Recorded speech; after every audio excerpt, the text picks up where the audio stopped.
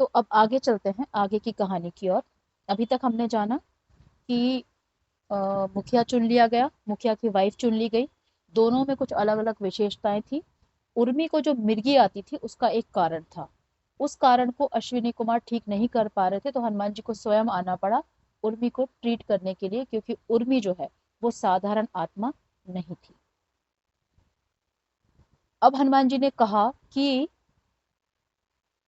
जो हमने कल जाना था कि हमारा जो जीवन होता है वो केवल दो ही चीजों को लेकर चलता है, एक तो समय और दूसरा स्पेस। अगर ये दोनों चीजें नहीं है तो फिर हमारे हमारे जीवन में कुछ भी घटनाएं घट नहीं सकती, मतलब जीवन आगे नहीं बढ़ेगा। तो हमें उस चीज का एहसास कैसे होता है? उस चीज का हमें एहसास होता है जब हम किसी भी समय के तार को टच करते हैं। ये भी हमने कल जाना था। सुरंगों के अंदर समय के 14 तार होते हैं। कितने? 14। जैसे आप लोग ज्वाइन करते हो सबसे पहले अपने माइक को चेक किया करो, है ना? तो जो सुरंगें होती हैं ना, जो समय की सुरंगें होती हैं, उन सुरंगों में साईं प्रभु सब ठीक है? जी माँ ठीक है, बस क्षेत्र के लिए गया था तो अच्छा। भगवान को दे दिया। अच्छा, ओके ओके, ठीक है। तो हाँ जी।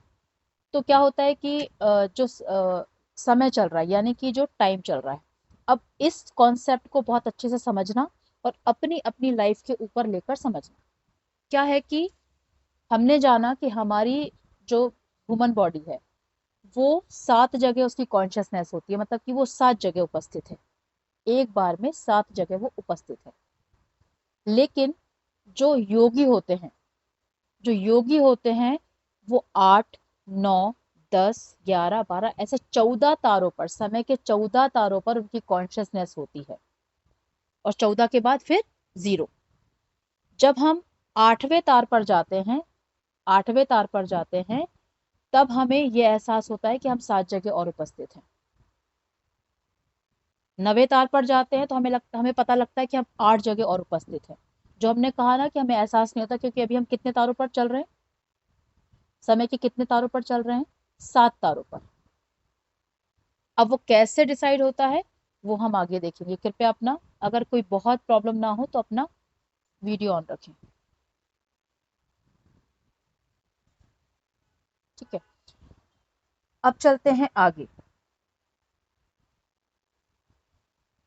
उन्होंने कहा, हनुमान जी ने, हनुमान बाबा ने कहा कि उर्मी की मिर्गी का एक कारण ये है कि उर्मी पिछले जन्म में जो थी उसका नाम था चंद्रा। ठीक है। चंद्रा जो थी वो भी कोई साधारण आत्मा नहीं थी, वो भी बहुत ही भक्त आत्मा थी, हनुमान जी को बहुत मानती थी। एक बार उसके गांव में क्या होता है कि बंदरों का आतंक मच जाता है। बंदरों का आतंक ऐसा मचता है कि बंदर ऐसा कुछ कर देते हैं कि गांव वाले बंदरों की जान के पीछे पड़ जाते हैं। तो बंदर अपनी जान बचाने के लिए यहाँ वहां इधर उधर पेड़ों पे भागते भागते जो चंद्रा नाम की लेडी है ना उसकी छत पे आ जाते हैं।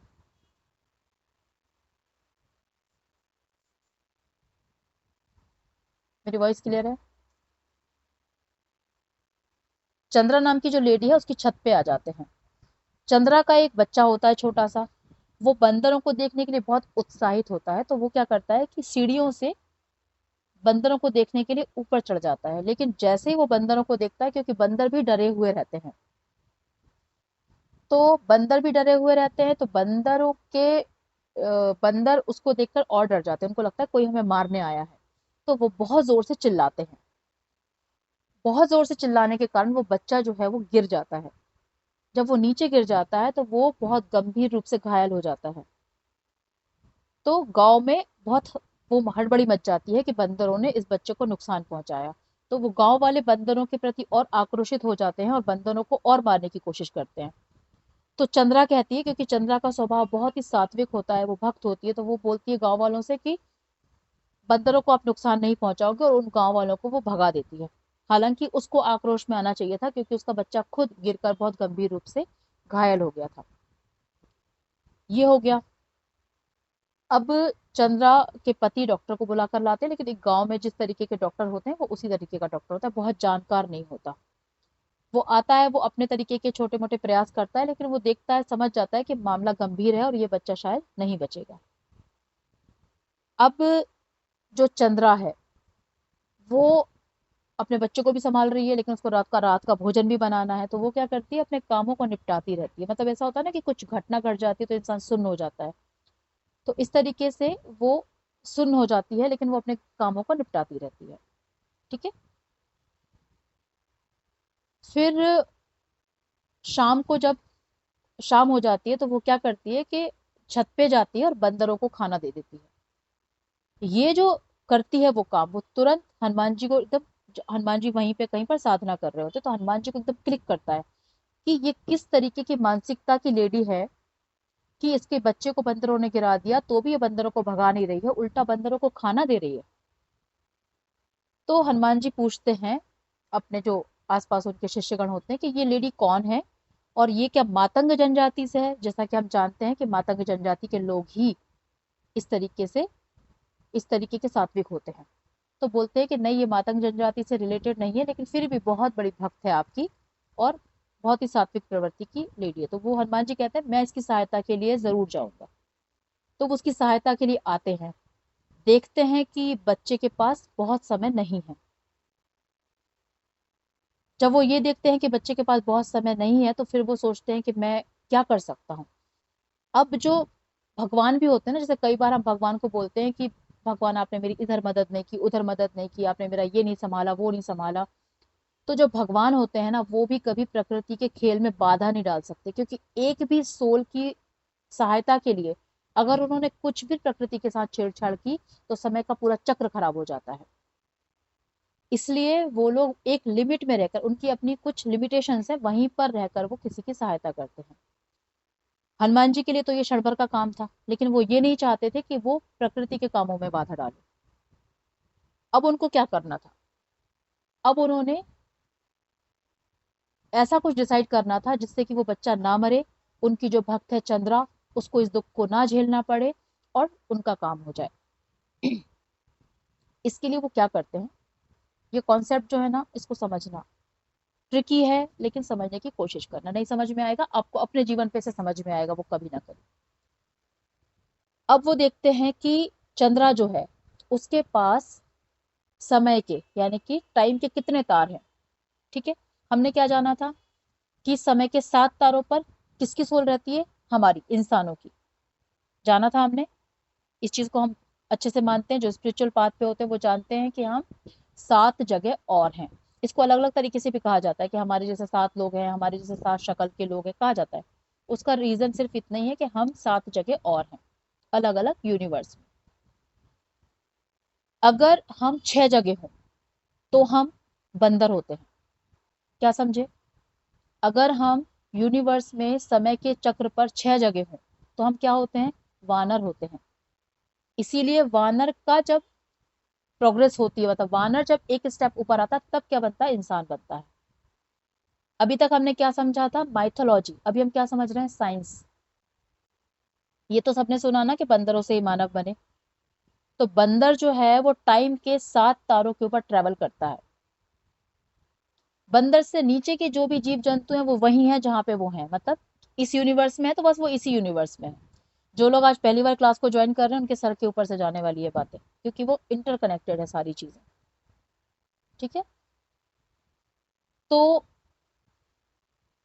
बंदर के नीचे की सारे जीव जंतु की प्रजातियां जो होती है वो वही होती है जहां पर वो हैं, जहां पर वो दिख रही हैं। लेकिन बंदर 6 जगहों पर उपस्थित है और हम 7 जगहों पर। अब जो स्पिरिचुअल प्रैक्टिशनर हैं, वो लोग 8 जगहों पर उपस्थित है। जब वो 8 जगहों पर उपस्थित है, तब वो ये जान पाते हैं कि मैं 7 जगह और हूँ। Got it? गॉट इट और नॉट? जब एक स्टेप हम ऊपर जाते हैं, इन्होंने बताया है ये भक्ति के 7 और लेवल। एक लेवल जहां हम भक्ति में आते तो हैं, लेकिन समर्पित नहीं है। दूसरा लेवल, हम अपने ही पंथ को मानते हैं, किसी और के पंथ को नहीं मानते। तीसरा, हम स्वयं भगवान बन जाते हैं। ठीक है। ऐसे भक्ति के और 7 लेवल हैं, जो हम हमारे 7 लेवल के बाद स्टार्ट होता है, जब भक्ति स्टार्ट होती है। जब आध्यात्मिकता स्टार्ट होती है। समझ रहे हैं? जब आध्यात्मिकता स्टार्ट होती है, भक्ति स्टार्ट होती है, तो उसमें कई पड़ाव आते हैं। अभी हम किस पड़ाव पे हैं? कभी हम अपने इष्ट को मानते हैं, कभी नहीं मानते। कुछ भक्त किस पड़ाव पर है? उनके अलावा, उनके इष्ट के अलावा उन्हें कुछ सूझता ही नहीं है। कुछ किस पड़ाव पर है? जो कट्टरवादी हैं। कट्टर, उनको लगता है मैं ही मेरा इष्ट हूं। ऐसा है ना? जब हम इस लेवल पे आते हैं, तब हम बाकी के सात तारों को समझ पाते हैं कि हम कहाँ कहाँ कहाँ कहाँ और जीवन जी रहे हैं। ये हो गई बात। अब देखते हैं हनुमान जी के जो चंद्रा है। चंद्रा समय के 13 तारों पर है।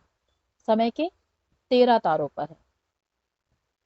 अब जब समय के, उसको एक तार की और जरूरत है, जैसे ही वो समय के 14 तारों पर ट्रेवल करने लग जाएगी, तो वो आत्मज्ञान को प्राप्त हो जाएगी। यानी कि शून्य। 14 के बाद गिनती नहीं है, इसलिए वो वापस शून्य में आ जाएगी। शून्य मतलब शिवोमय, शिवोमय मतलब उसकी मुक्ति। ठीक है? जो भी सोल 14 तारों पर जीती है, जो भी सोल 14 तारों पर ट्रेवल करती है, उसकी सोल हमेशा दो पार्ट में विभाजित रहती है, जिसको हम क्या कहते हैं? Twin flame. सुना है? ट्विन फ्लेम सुना है? जी तो वो सही मैम, कॉन्सेप्ट है। आप ठीक से ना। हाँ, तो वो सही कॉन्सेप्ट है, मतलब एक आत्मा दो भागों में विभाजित हो गई। एक और कॉन्सेप्ट समझिए इस बात का। जो हम ये कहते हैं कि हम जो काम कर रहे हैं उसको हम साक्षी भाव से देखें, हम कभी देख पाए हैं? नहीं देख पाए, और ना देख पाएंगे जब तक कि हमारी सोल दो भागों में विभाजित होके एक सोल हमारे शरीर से बाहर खड़े होकर नहीं देखेगी कि हम क्या कर रहे हैं, तो वो साक्षी भाव नहीं आएगा। समझ रहे हैं? मतलब जब तक कि हमारी सोल दो भागों में विभाजित नहीं होती, एक सोल हर बार खड़े होकर ये नहीं देखती कि हम क्या कर रहे हैं, जैसे कि वो दूसरों को देख रही है, तब तक साक्षी भाव की कल्पना जो है वो सिर्फ किताबी बातें हैं। तो साक्षी भाव लाने के लिए क्या करना पड़ेगा? समय के 14 तारों तक पहुंचना पड़ेगा, आध्यात्मिकता के थ्रू, साधनाओं के थ्रू, मंत्रों के थ्रू। समझ पा रहे हैं कि ये कितना डिटेल्ड कॉन्सेप्ट है?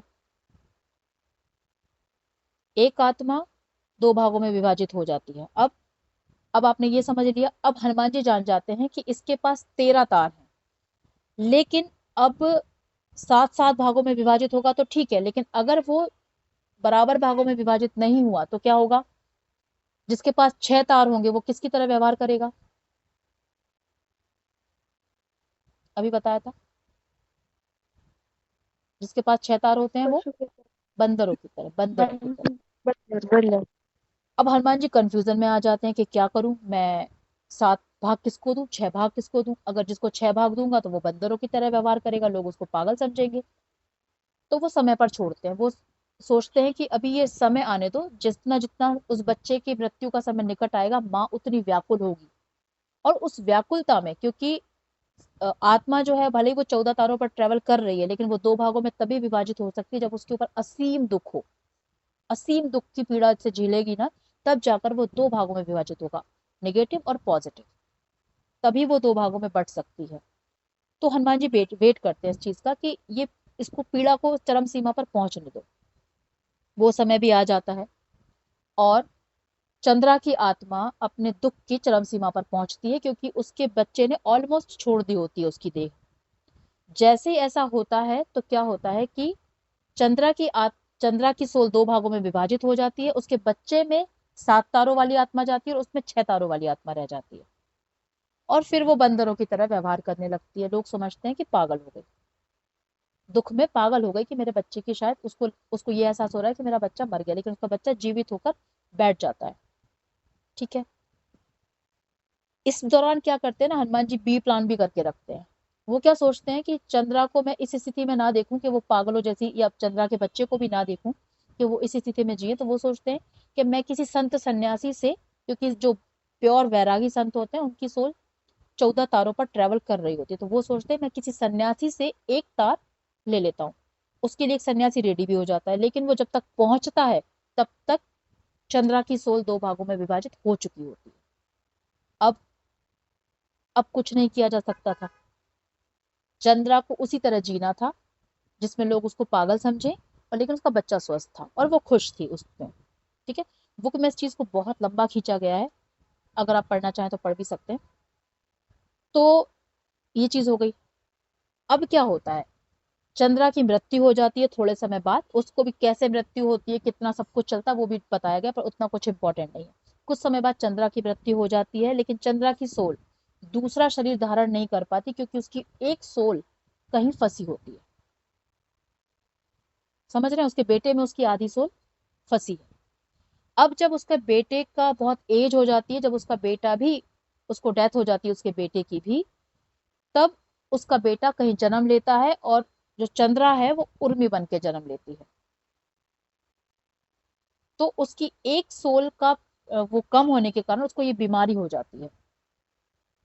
क्योंकि जब मिर्गी आती है तो इंसान बंदरों की तरफ फड़फड़ाता है, उसकी तरफ वो बिहेव करता है ना, हाथ पांव फेंकता है, बिहेव करता है। तो उस एक तार के कम होने के कारण उर्मी के अंदर ये जो बीमारी है ये ट्रांसफर हो जाती है।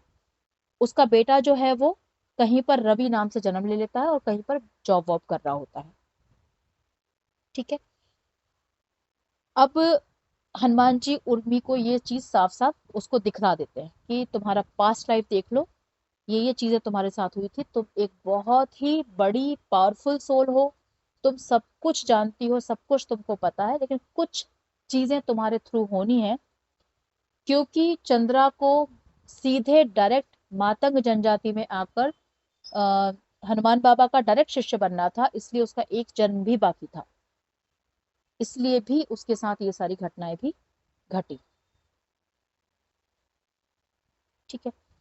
अब जो सन्यासी बाबा जो पिछले जन्म में उसको एक तार देने के लिए रेडी थे, यहाँ पर हनुमान बाबा वैसा कुछ प्रक्रिया जमाते हैं जिससे इस जन्म में उर्मी को वो एक तार मिल जाता है, जिससे हमेशा हमेशा के लिए उर्मी की वो बीमारी जो है वो खत्म हो जाती है। क्लियर हुआ? उर्मी एकदम से स्वस्थ हो जाती है। अब इसके आगे, हाँ एक सेकंड।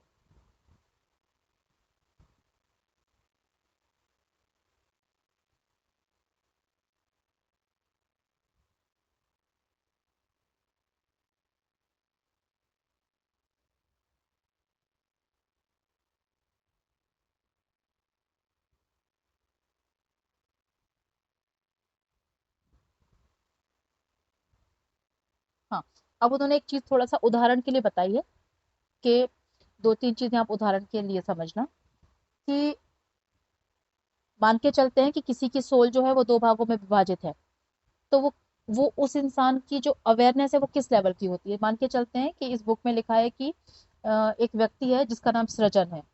वो एक ऑफिस में काम करता है, उसके ऊपर ऑफिस का बहुत प्रेशर है, बहुत प्रेशर है। लेकिन उसकी आत्मा जो है वो एक इवॉल्व सोल है। तो वो प्रेशर में होते हुए भी उसकी दूसरी सोल ये समझ जाती है कि मैं केवल एक ड्रामा कर रहा हूँ, मैं केवल इस किरदार को जी रहा हूँ, थोड़े दिनों बाद ये किरदार खत्म हो जाएगा, मुझे दूसरा जन्म मिल जाएगा। ठीक है। जैसे मान के चलते हैं अभी हम लोग इतने सारे लोग बैठे हैं। ठीक है। अभी हम, हो सकता है हम में से किसी किसी को एक दूसरे की थोड़ी बहुत परेशानियां पता हो, कि इसके जीवन में ये प्रॉब्लम है, इसके जीवन में वो प्रॉब्लम है, उसके जीवन में वो प्रॉब्लम है। आप अपने दिल पे हाथ रखकर कहना कि क्या हम उसको सुन तो पाते हैं, लेकिन क्या उसकी परेशानियों को फील कर पा रहे हैं वैसे जैसे कि वो फील कर रहा है?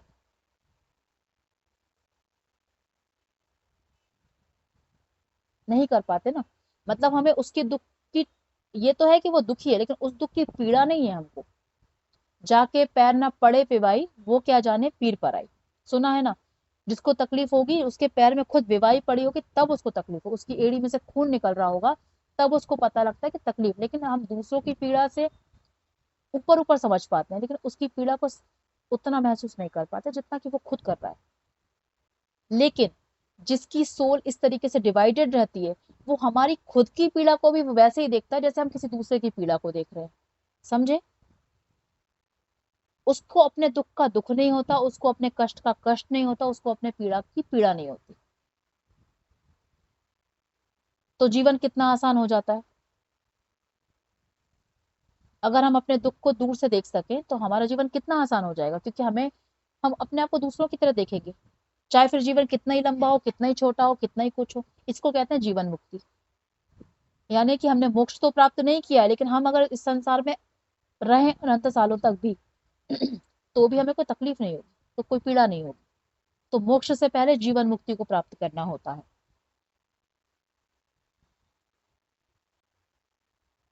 ठीक है। तो इसके बाद हनुमान बाबा उनको ठीक कर देते हैं, वो ठीक हो जाती हैं और उनको इस चीज का एहसास भी हो जाता है कि मैं किस चीज के कारण मैंने ये दुख भोगा, और मुझे मेरे सोल का पर्पस क्या था, मातंग जनजाति में पैदा होना और फिर मातंग जनजाति की मुखिया की वाइफ बनना, और फिर मुझे इस मातंग जनजाति को आगे लेकर जाना है, ये मेरा पर्पस था। इसलिए मेरे साथ ये सब कुछ हो रहा था।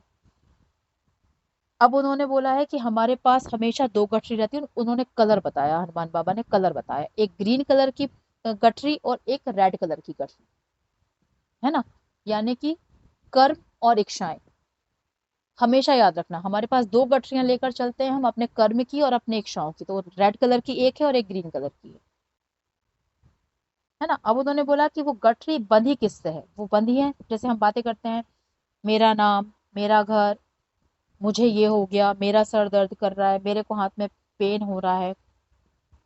इस शब्द और इस फीलिंग के साथ वो सारी गठरियां बंधी हैं।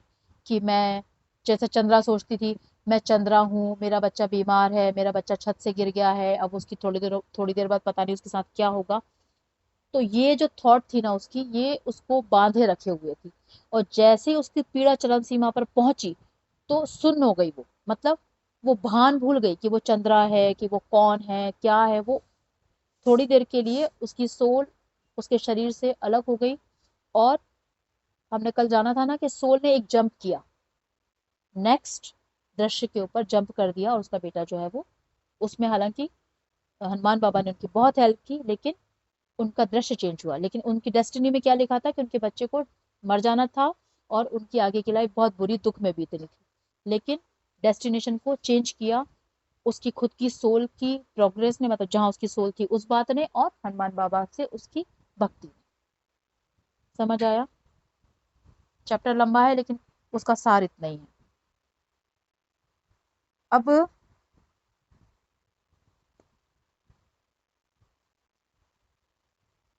हम्म,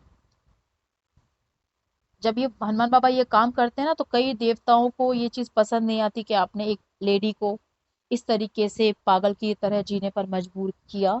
लेकिन हनुमान बाबा कहते हैं, लेकिन मैंने उसको एक जन्म उसको और लगा, लेकिन फिर वो अब मुक्ति की तरफ बढ़ जाएगी, मुक्त हो जाएगी। नहीं तो कुछ जीवन में कुछ घटनाएं इस तरीके की हो जाती है कि उसमें फिर आप आध्यात्मिक उन्नति भी नहीं कर पाते। मतलब वो ही आपको कचोटती रहती है, कचोटती रहती है, और फिर आप आध्यात्मिक उन्नति भी नहीं कर पाते हो। तो उस चीज से हनुमान बाबा ने उसको बचा लिया था। हमने जो कल कल शिल्पा माँ जो पूछ रही थी ना कि ऐसा कैसे पॉसिबल है कि एक सोल किसी दूसरे के शरीर में प्रवेश करके उसका बाकी का जीवन जीती है। तो चंद्रा के बच्चे की जब मतलब उसकी सोल की जर्नी पूरी हो जाती है, तब उसी की आधी सोल उसका पूरा जीवन जीती है ना। तो जिन जिन आत्माओं के पास 14 तार हैं वो ये काम करती हैं, वो अपनी सोल को डिवाइड करके दूसरों की मदद करती हैं। आगे एक और कहानी है जिससे आप और क्लियर समझ पाओ। कितनी इंटरेस्टिंग कहानी है ना, जिससे हमारी आत्मा एकदम शांत हो जाती है और हमें नींद आने लगती है। आप लोग जब ये सुनते हो ना, तो मुझे आप लोग के चेहरे ऐसे लगते हैं, मतलब बुरे नहीं, ऐसे लगते हैं कि आप लोग एकदम सुकून में आ गए हो। संसार में अभी इस पल के अलावा कोई पल है ही नहीं, बस हमें इस कहानी को सुनना है, समझना है। और इसमें आपको सुकून भी मिलता होगा क्योंकि आप लोग पूरी तरीके से वर्तमान में रहते हो। जब हम सत्यनारायण की कथा सुनते हैं, हमें क्यों बहुत अच्छा लगता है, क्यों ऐसी नींद आती है जैसी नींद हमें कभी नहीं आती। क्यों? क्योंकि हम एकदम प्रेजेंट मूवमेंट में आ जाते हैं। उस समय हमें अगला पिछला कुछ भी याद नहीं रहता, और हमारी सोल को जो खाना चाहिए वो मिल रहा होता है, तो सोल को अच्छा लग रहा होता है। ठीक है। तो कल स्टार्ट करेंगे, चैप्टर का नाम है मृत्यु को कैसे हराया। चैप्टर का नाम ये है, उसको हम कल स्टार्ट करेंगे। धीरे धीरे समझो, आराम आराम से। और इस बात को भी समझो, जो कहा जा रहा है वो पॉसिबल है, इसीलिए कहा जा रहा है। एक और चीज बताइए, हमारे पास एक शब्द होता है ना, काश। हम अपनी लाइफ में बोलते हैं, अरे काश उस समय ये नहीं ये किया होता तो ये हो जाता, काश उस समय ये नहीं ये डिसीजन लिया होता तो ये हो जाता। ये हम हमेशा करते हैं ना। तो हनुमान बाबा का कहना ऐसा है कि जो आपका काश है ना कहीं हो रहा है और हो चुका है। मतलब हनुमान बाबा का पूरी इस चैप्टर को लेके कहना ये है, आपकी जो कहानी है वो लिखी जा चुकी है, उसमें आप कुछ भी फेर बदल नहीं कर सकते, उसमें उसमें कुछ भी बदलाव नहीं कर सकते आप, जब तक कि आप, आपकी मतलब सोल का लेवल ये है, तब तक आप यही मान के चलो। दोनों देखो, संसार में दो बातें प्रचलित हैं, एक तो ये कि हम जैसा चाहें वैसा भाग्य बना सकते हैं ये, और एक ये बात कि सब कुछ लिखा जा चुका है, जो कुछ होना है वो होके रहेगा। दोनों बातें प्रचलित हैं। कभी कभी दिमाग में ये क्वेश्चन आता है, तो सच क्या है? सच दोनों ही हैं, लेकिन आपके सोल के लेवल के हिसाब से। अगर आपका सोल का लेवल 7 तक है, इसका मतलब जो हो रहा है, जो लिखा जा चुका है वही होगा, उसमें आप कुछ भी नहीं कर सकते, कुछ भी फेर बदल नहीं कर सकते। तो दिमाग लगाने का कोई फायदा नहीं है, जो होना है वही होके रहेगा। आपको लगेगा जरूर कि मेरे इस प्रयासों से ये हुआ, लेकिन एग्जैक्टली वैसा नहीं। वो पहले से लिखा है कि यही होना है आपके साथ। अब जब आप 8 या 10 तारों पर ट्रेवल कर रहे हैं, तब क्या संभव है? तब ये संभव है कि जो आप चाहोगे वो होगा। तो दोनों ही बातें सच हैं, लेकिन आपकी सोल के लेवल के हिसाब से। अभी देखो कितने कॉन्सेप्ट क्लियर हुए हैं, जिनको हम केवल पुराणों की और शास्त्रों की भाषा में ही समझते थे, लेकिन उसका अर्थ नहीं समझते थे। लेकिन अभी चीजें क्लियरली समझ आ रही हैं कि क्या मतलब है। अभी हम क्लियर हो रहे हैं कि हमारे शास्त्र और पंडित जो कहते हैं उनमें से ये माने, वो माने, ऐसा करें वैसा करें। लेकिन अभी क्लियर है, दोनों ही अपने अपने जगह सही है। पूरा खेल सोल का है, सोल की जागृति का है पूरा खेल। ठीक है। तो अभी आप लोगों का कुछ दुविधा सुविधा हो तो आप पूछ सकते हैं, फिर हम एंड करते हैं।